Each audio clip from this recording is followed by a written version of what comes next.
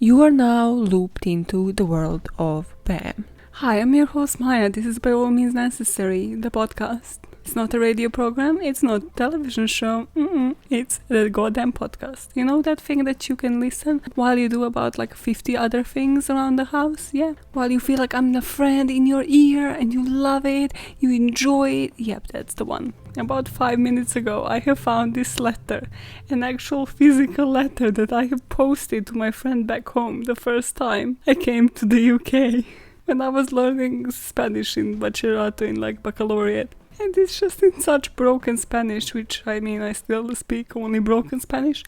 But I was just like, why did I write it in Spanish to a friend from back home? And there is one line in this letter that defines my fucking life. Perdóname si cometo errores graves, no fue mi intención.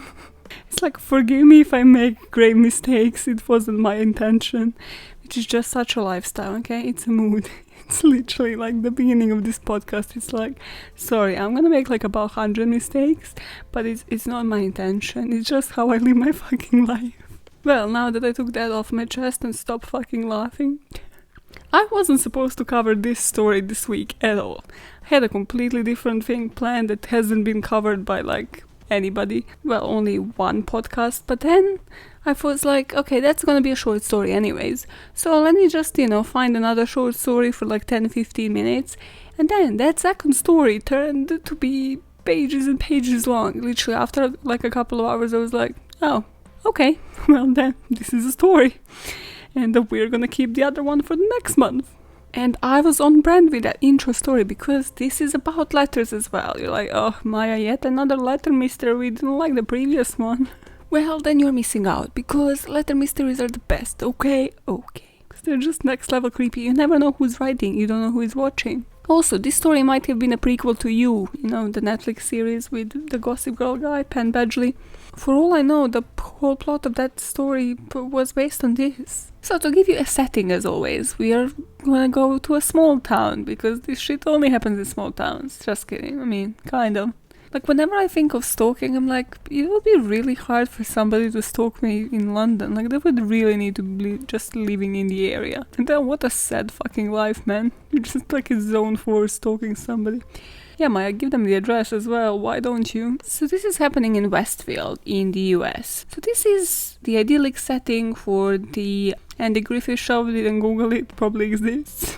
Trust Wikipedia. And this article says it's the kind of place where a new neighbor might greet you with a welcoming note.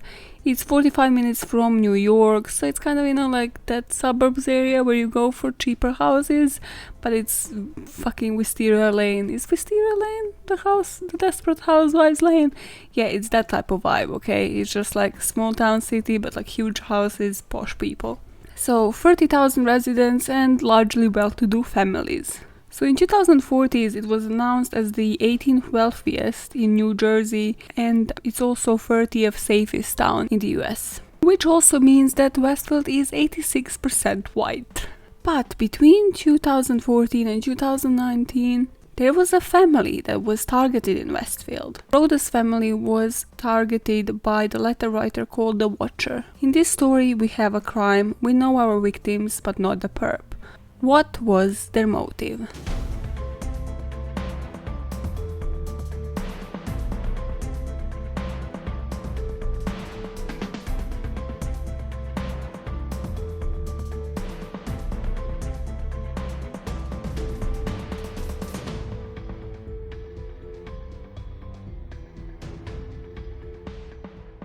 Broadus family finally manages to sell this house in August only last year, after actually never properly moving into it, even though they have owned it for about 5 years. So they finally found a buyer, and the 6-bedroom Dutch colonial was sold for $959,360 in August last year. They were also, for the longest time as well, and I think still are, in the process of suing the previous owners because they never mentioned that there was the Watcher, they never mentioned that they were receiving letters as well. So they are suing them for common law fraud, equitable fraud, and emotional distress, among other things. So, what happened in sort of semi-chronological order that I could kind of piece together here? Well, 2014, this couple gets a nice house for themselves. They're like proper chuffed and proud because, yeah, they worked hard. They got this house in the nice neighborhood. And in June 2014, Derek is spending his day repainting various rooms inside the house. So they haven't even moved in at this point.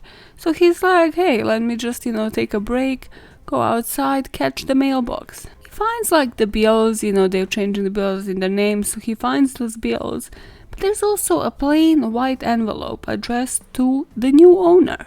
And at first the note kind of seems like welcoming, it's kind of like, hey, welcoming the new owner, but then it moves to a sinister side. So it starts asking questions like, how did you end up here?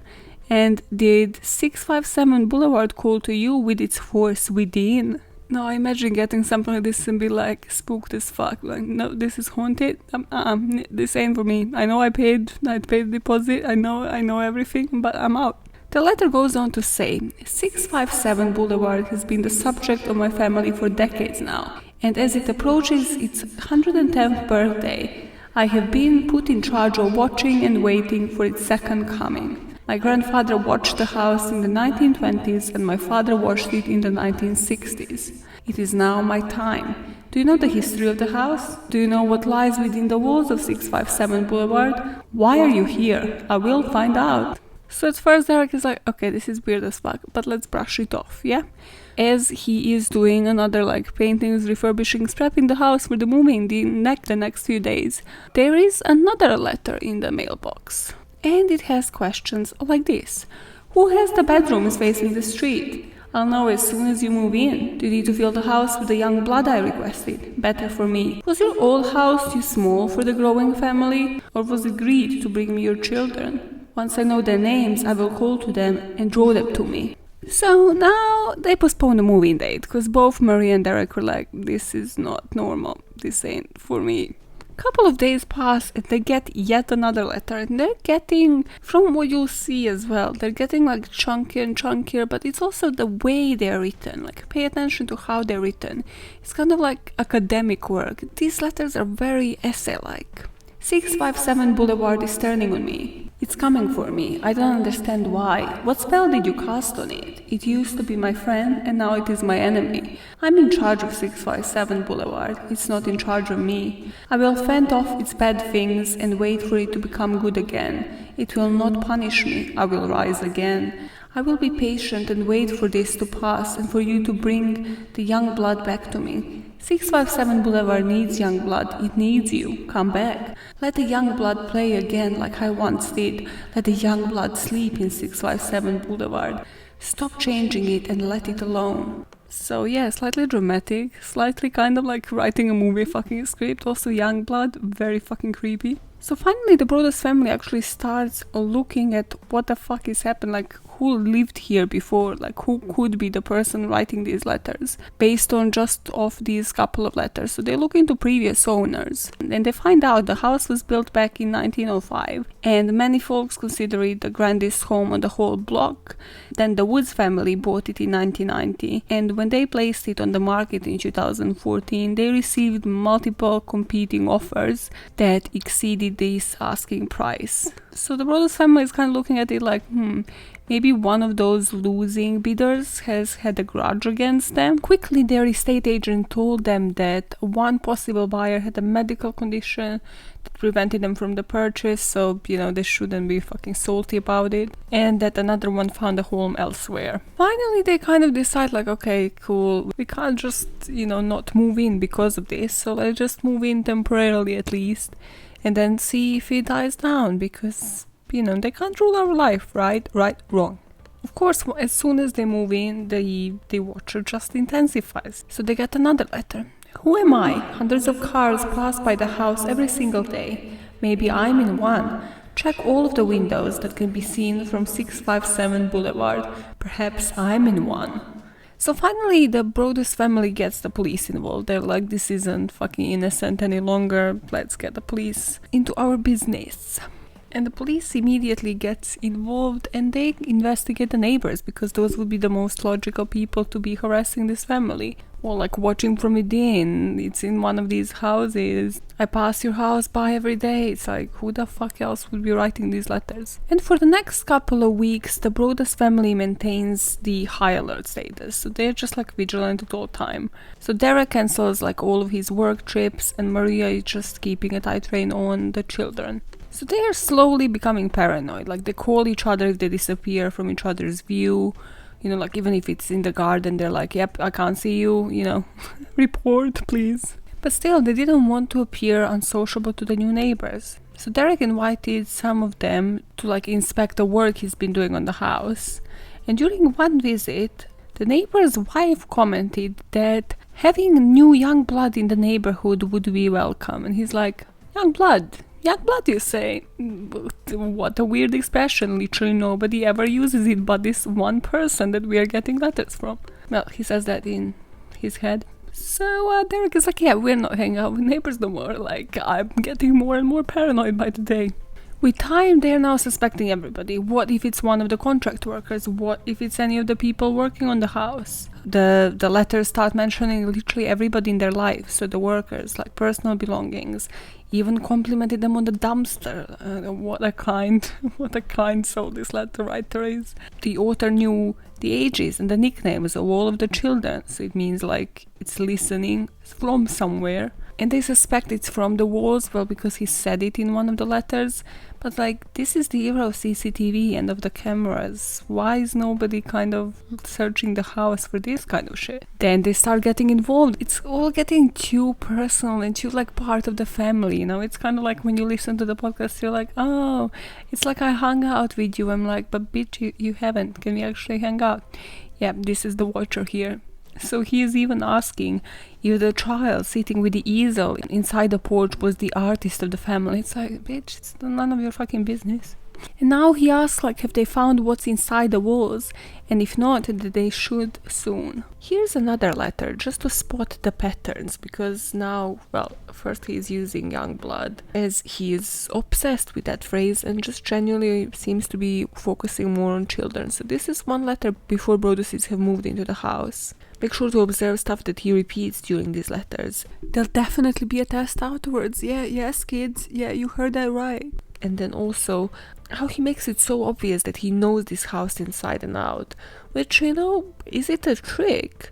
Or has this person actually lived at this house? Will the young blood play in the basement? Are they too afraid to go down there? I would be very afraid if I were them. It is too far away from the rest of the house. If you were upstairs, you would never hear them scream. Will you sleep in the attic, or will you all sleep on the second floor? Who has the bedroom facing the street? I'll know as soon as you move in. It will help me know who is in which bedroom. Then I can plan better. What are you planning? I pass by many times a day. 657 Boulevard is my job, my life, my obsession. And now you are too, Broadus family. Welcome to the product of your greed.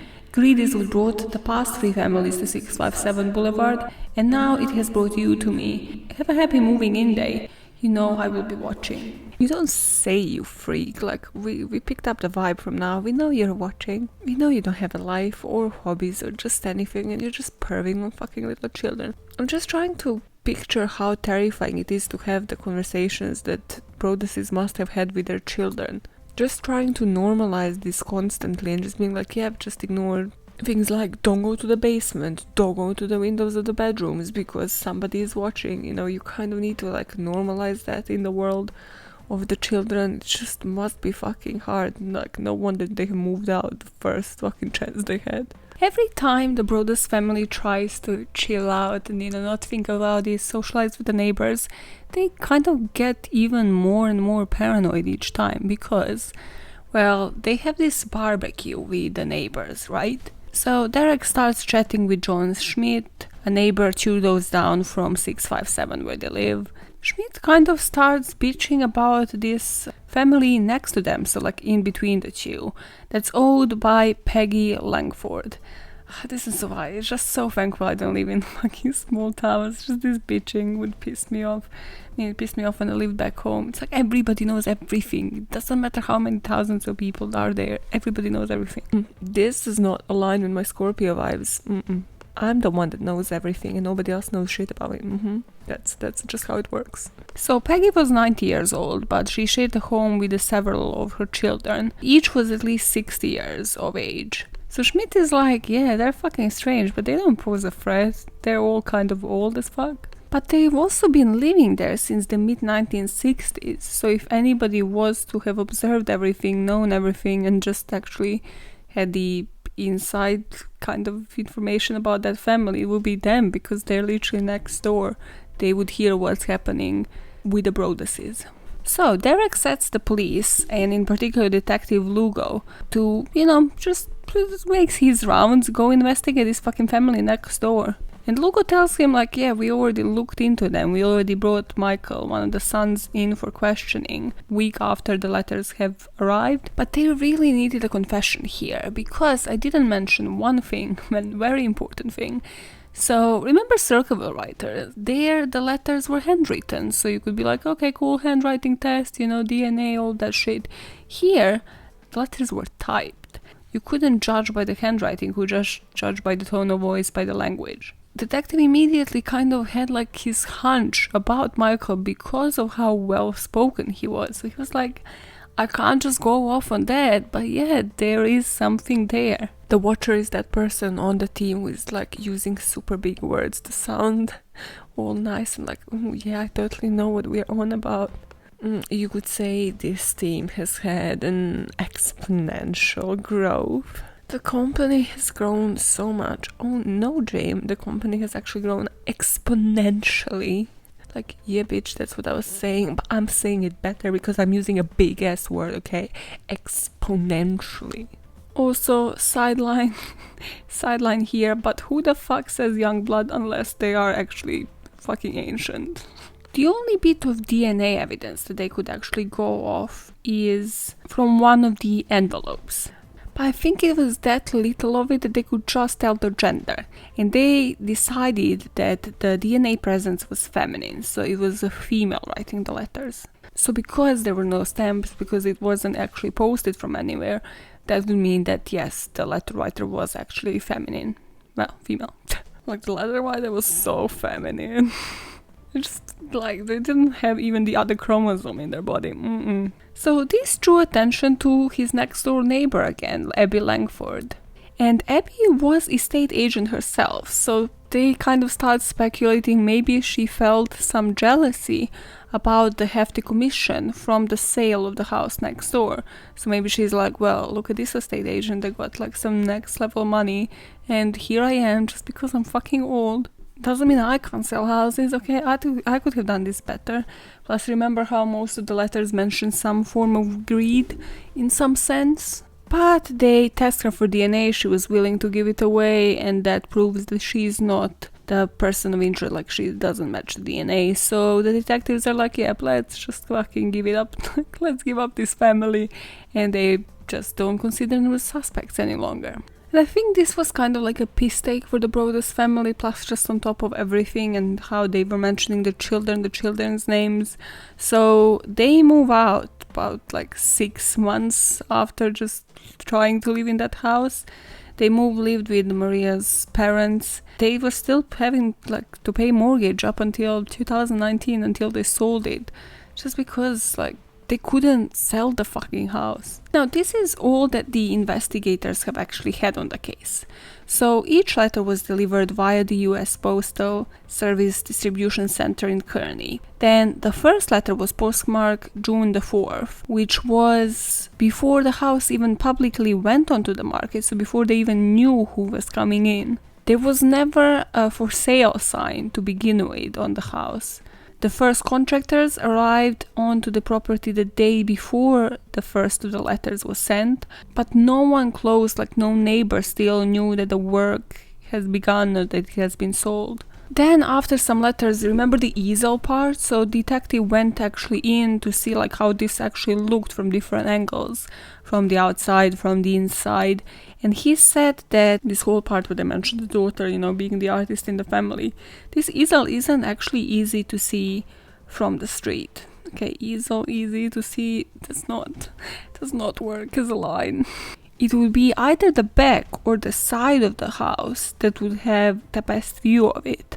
And then they also took into consideration, by the way, this was like FBI agent, private investigator, security firm, like forensic linguists. These guys have brought, because they're rich, like they brought everybody on it. Now they also take into consideration the webcams that Broadus is actually put all around the house, because as I mentioned, they were fucking paranoid.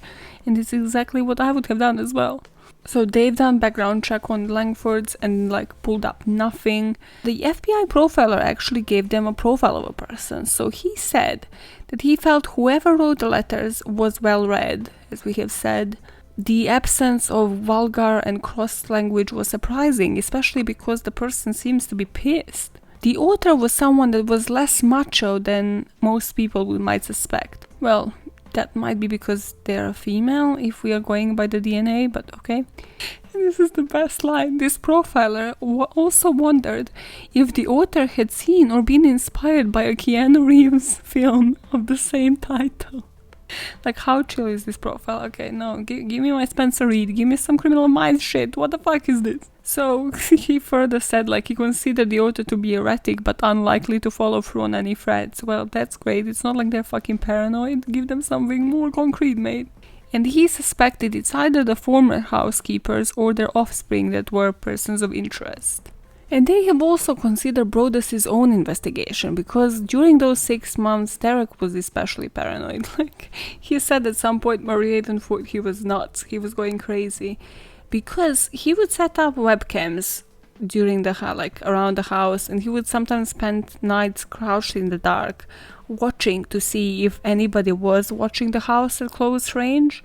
And he has done this thing which is super fucking smart. And I don't even know how would they probably were like testing. I can just imagine them testing this with like their children and the whole family, him making it into a game, being like trying not to make these kids paranoid as well. So it's approximate range of earshot. So basically he was estimating who might have heard Maria yelling kids' names. And only a few homes would fit into this criteria. So I can just imagine both of them just like testing this thing out from the outside, screaming each other's names and be like, yep, no, did they hear me? Okay, cool. Further digging by the police confirmed that there were two registered sex offenders in the area. And the only other odd thing was that another household close to 657 had a peculiar habit, which is what I called it. And that is that they kept a pair of lawn chairs very close to the Broadus' garden and faced it directly. Nope, this is for me, this is like, no, please arrest them. Please, why the fuck are they staring directly in my garden? Do you know how creepy this is? Why are those lawn chairs not like in the middle of their garden or like at their fucking porch where they should be? This isn't The Simpsons, like the Family Guy. This isn't like some pervy fucking shit. Herbert the pervert. Herbert. Crash. Oh, Crash. Oh, Crash, you move sexy ass, Crash. I very much like to think that I sound similarly to Herbert the pervert. I don't at all, I cannot do voices, but I tell myself that at night. But as you know, because this is a fucking unsolved mystery, none of these leads, none of anything pans out. The house is crying from all of the pain it is going through. You have changed it and made it so fancy. You're stealing its history. It cries for the past and what used to be at the time when I roamed its halls. The 1960s were a good time for 657 Boulevard, when I ran from room to room, imagining the life with the rich occupants there. You're in a pub, okay? And somebody's just like, oh, the house must be crying because I'm not in it. And you're just like, yeah, sure. You definitely look like the kind of person that the house would cry about. Sure, mate. The house must be in bits. The house is full of life and young blood. God, here we go again. Then it got old, and so did my father, but he kept watching until the day he died. And now I watch and wait for the day when the young blood will be mine again. Okay, side note, for somebody well-spoken, you're quite repetitive, mate. I mean, you know how during this podcast I say or so or and or all those connectors like 100 times and it drives you crazy? This guy is that with young blood. Nobody says young blood. Get something else. Put new words into this shit. So even after they moved out, the watcher would write them letters all the way until 2017. And then I'm not sure if he ran out of things to write, but hey, this is the last recorded letter from the watcher. You wonder who the watcher is? Turn around, idiots. Maybe you even spoke to me, one of the so-called neighbors who has no idea who the watcher could be. Or maybe you do know and you're too scared to tell anyone. Good move. I walked by the news trucks when they took over my neighborhood and mocked me. I watched as you watched from the dark house in an attempt to find me. Telescopes and binoculars are wonderful inventions. 657 Boulevard survived your attempted assault and stood strong with its army of supporters barricading its gates. Also go adopt some children and start calling them children, or like you have your own children. Or maybe you can't because you're old, huh? Is that what's happening? Suspect everything. My soldiers of the boulevard followed my orders to a T. They carried out their mission and saved the soul of 657 Boulevard with my orders. All hail the watcher. In some letters he also alluded to stuff like revenge. Maybe a car accident, maybe a fire, maybe something as simple as a mild illness that never seems to go away but makes you feel sick day after day, after day after day. Maybe the mysterious death of a pet, loved ones suddenly die, planes and cars and bicycles crash, bones break. No, none of that, sir. Can you chill the fuck down? What exactly do you plan to do, sir? Why are you a creep? The personal fairy godmother strikes again. The only way again that I can process these letters is when I was about 7 years old. I was always a perp. But yeah, this was the disturbing time to be a perp because I was fucking 7. So I would tell my grandma when I would go to school, I'm gonna jump over this guy. This is what I'm gonna do, grandma. And I would just describe it in detail and never fucking have balls to do it. Because I was 7, as I mentioned. I was the young blood in this story. It's like, grandma, listen, when I go in, I'm gonna from the door, jump him up, I'm gonna start kissing him, taking his shirt off. Grandma was like, what the fuck is happening? This bitch watched too many telenovelas, switch the TV off right now. It's like, grandma, listen, I'm gonna kiss him. I don't care who's watching, grandma. She'll be like, okay, Maya, you're not gonna do any of that, right? I'm like, nah, I'm 7. So yeah, the watcher is doing the same. You're just saying like all of these accidents that can happen to them and never acted on any of that, but this creepy little shit regardless, and he's probably not 7. Let's do a rundown of suspects. Who could have done this? There was a shit ton of speculations, well, especially by the neighbors when, the police tightened the grip and the family actually reported these letters, that this was done by the family itself. So obviously the neighbors started gossiping that this might be a family themselves, just to lower the price on the house and then move into an even bigger home from there on. And then it was that thing that the letters were actually typed, which would mean that whoever the suspect is would then, in that case, if they weren't, need to do handwriting tests. So obviously, you could kind of cast suspicions on there. You could kind of see where they're coming from, but come on, the effort. I've heard of weirder things, but for you to buy a house, then never to live in it, or to live in it for only a couple of months and then to move out and not live in the fucking place for years, that's such a waste of money and mortgage that you could have wasted on something else, regardless of how rich you are. Then, of course, they were the Langfords. So Michael Langford and his family that lived within the watching distance was one of the main suspects because they have lived there since the 60s. They were also within that earshot area. The watcher mentioned that the father watched the house, so that would have matched the father of the Langford family. And then there was one other suspect, which was a man referred to as the Gamer, who was traced to a car found outside the Broadus family house late one night, And his house was also located on the same block as 657 Boulevard. So again, they were like, was this a coincidence or was this connected? But as we know, they ruled everybody out. Who I think did it? Definitely the neighbors. Like, first of all, who the fuck puts the chairs towards your fucking lawn? That is the creepiest shit ever. The fact that they were all of age and referring to people as young blood. As I mentioned, nobody fucking uses the language. That the watcher was actually well spoken. That they could see the easel and the girls from the side of the house. The earshot theory. And just like within the letters, stuff that you might not notice, but it's only basically said by, well, people not of like the age of people, like not people... like it's not said by millennials. Like I've heard and learned the expression to a T, but then I never ever used it in my life. And then the greed bit as well, because who would have known like how much the house sold by, or how much the house is worth it, you know, how wealthy their next door neighbors is, how wealthy the next door neighbors are, if not the neighbors themselves. Well, because their mom was the estate agent, so the son would have probably known all of this information. They would know not to have handwritten notes, because the neighbors could have easily seen their handwriting, you know, all those barbecues, all of the fucking events, the school, like, and they would have to undergo a handwriting test as well then. What I can tell you about this is just whoever has done this, just had some fucking time on their hands, which again kind of plays to you towards a retired person, doesn't it? Because whoever fucking has a 9-to-5 job that's actually bringing them the money to live in that neighborhood, it doesn't have time to do this shit, doesn't have time to hear all of the nonsense happening in the house. Unless they have never discovered certain cameras, but I presume they have, because the people are tech savvy and they have put their own cameras inside the fucking house.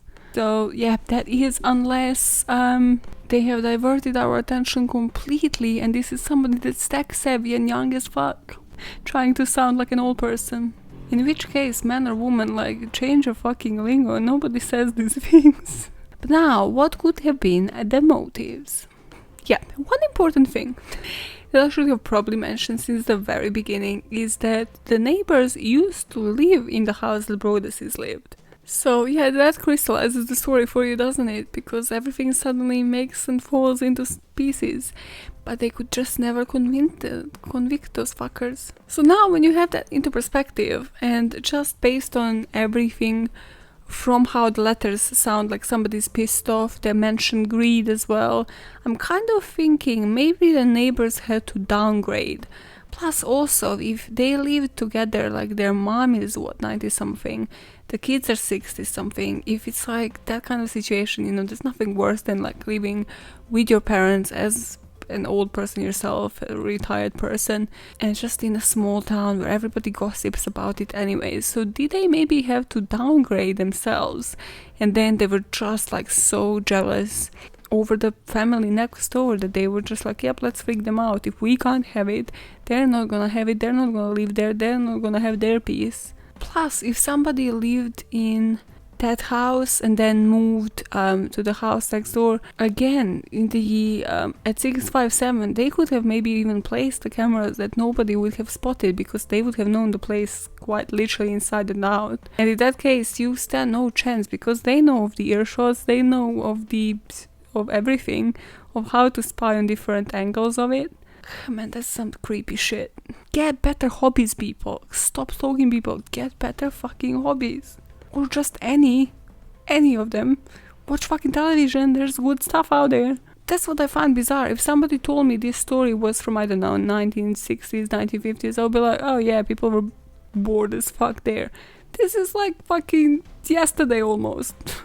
They stopped writing letters in 2017. That's 3 years ago. Everything you have access to today, you had access 3 years ago.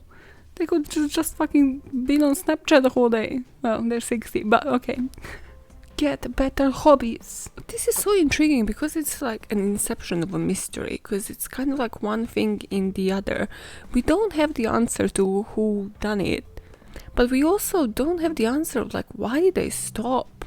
As in, did they just give up because they knew the family isn't living there any longer, so there was kind of like no point? Did they expect them to move out? They know that they're looking and like the house is on the market? Or the more plausible option, just like with any killer or any murderer who is on a spree, they either something drastic has happened in their life, or they have been captured for something unrelated, or they have died, considering that we think that this is a retired person here. What you think, huh? Hit me up. Okay, moving on to the mini story. Okay, as I mentioned last week, we are starting a series here, and it's gonna be a series of haunted real life places. So I thought let's kick it off with a story that you are familiar with, semi, because I covered it as another mini, and that's Salem witch trials. So there's a haunted house connected to this particular story in time. We are talking about Joshua Ward House in Salem, Massachusetts.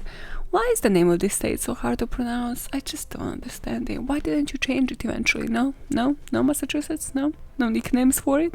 So as you know, this is where the Salem witch trials have happened. And this house kind of stayed there as a testimony, so it's spooky. And it was said it is haunted as shit as well. And it is the exact site where Sheriff George Corwin, a major figure in the Salem witch trials, lived, died, and was buried in 1697. Although he was later exhumed because people reported they have been seeing him around as a ghost. I didn't go into detail about naming people who were prosecuting the witches, the witches under inverted commas, during Salem witch trials, but Corwin was the major figure. He was known as the strangler for the 19 men and women executed for witchcraft.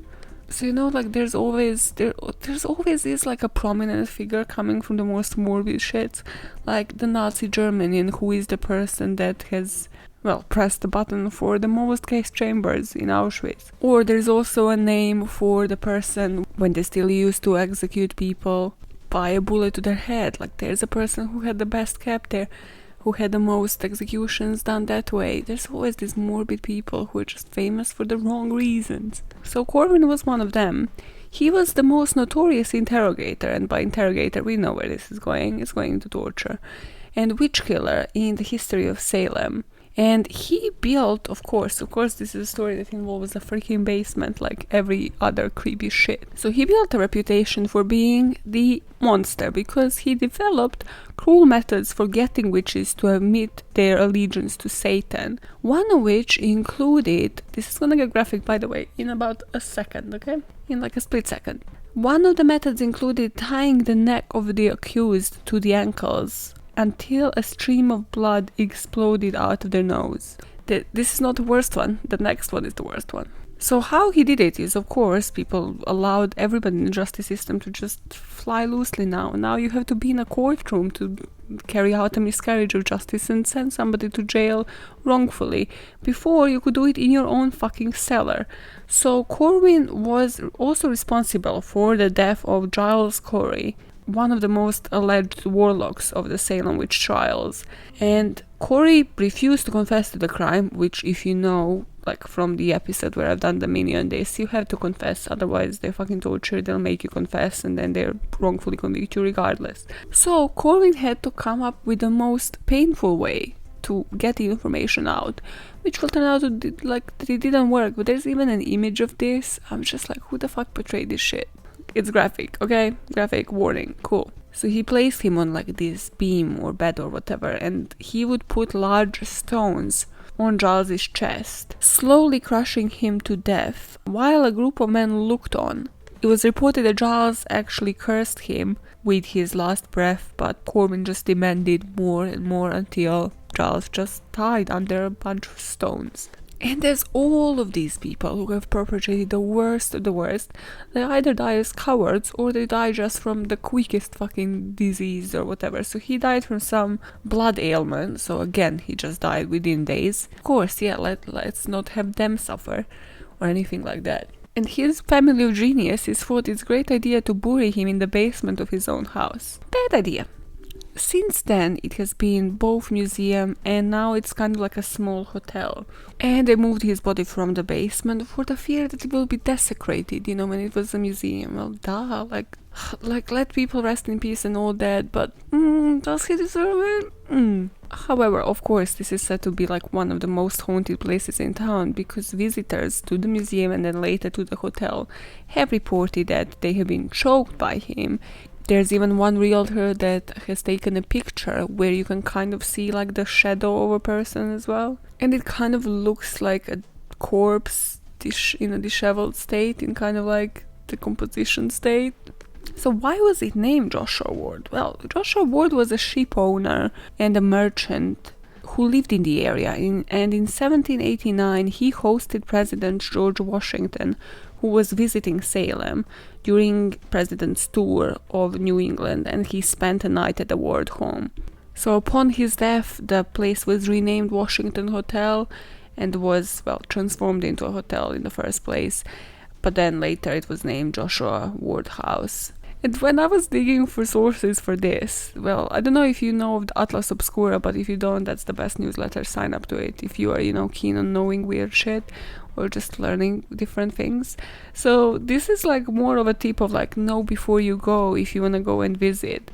And it says like, since it's now a small hotel, visitors who are not booking a room but can still want to see the house can do so and can ask the people at the reception to give them a tour. But it says like, as long as the people will be happy to show you around, but as long as you're not asking to do so for the purpose of ghost hunting. So you see, tips and props. If you're in Salem, you wanna see this shit, just be like, oh yeah, I'm just, I've just heard of this place. I know nothing about it. Show me around. You can also ask to stay in the actual room where the president slept by requesting the George Washington King Deluxe. Well, that was easy because they named it after him. But yeah, from all accounts, I don't think the basement is functioning and that you can actually stay in the basement.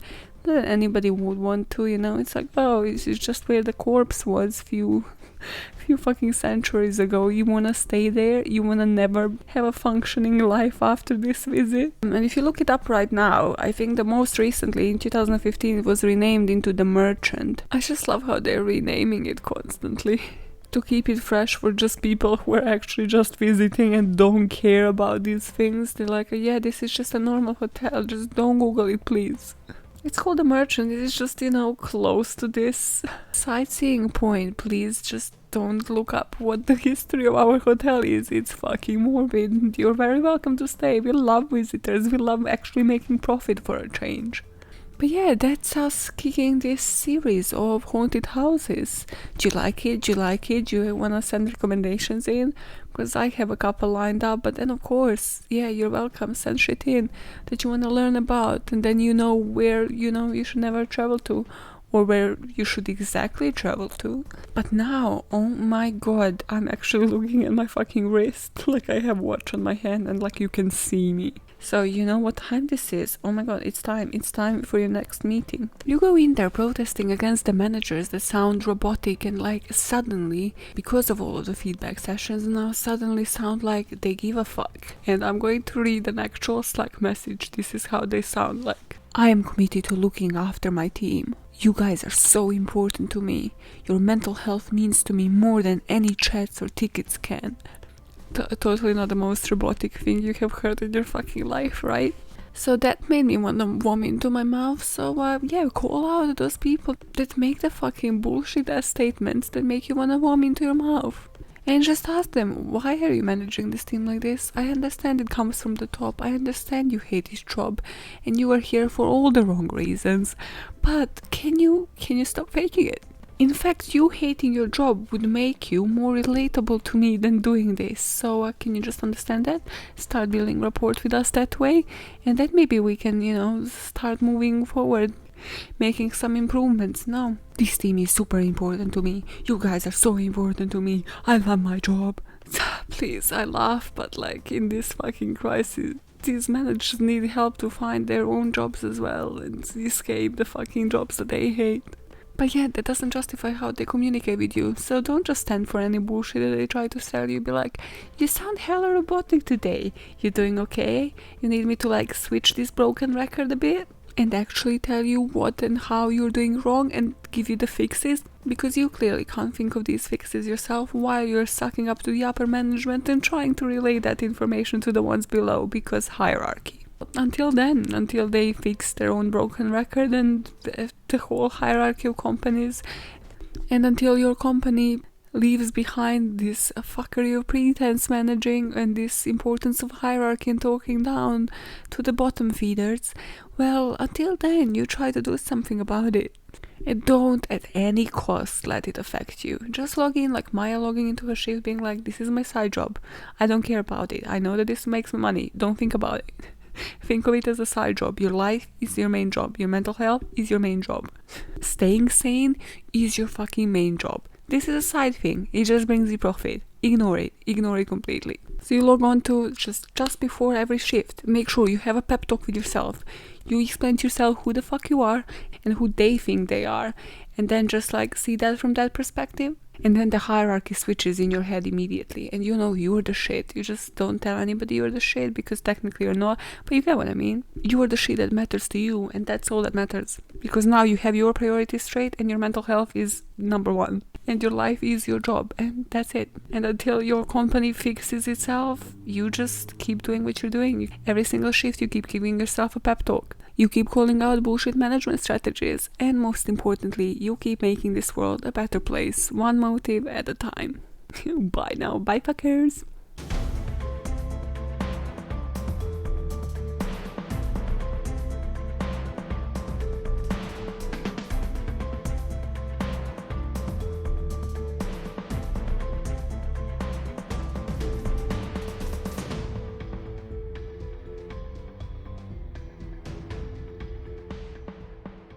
Look at you, sexy skunk, staying after hours for Herbie. Oh, for Herbie. You stayed for the good old Herbie. Oh, Herbie appreciates you. Oh, yeah, what's your name? Is your name Chris? Can you take your pants off, Chris? Oh, you have your shorts on today. Yes, Chris, yes. You stay here, young blood. You stay with me. I talk like this because I have no teeth, but I have sexual intentions. Oh, yeah. Okay, Herbie's gotta go now. Stay sexy, all the creases out there. Okay, stay sexy. Yeah, Herbie out.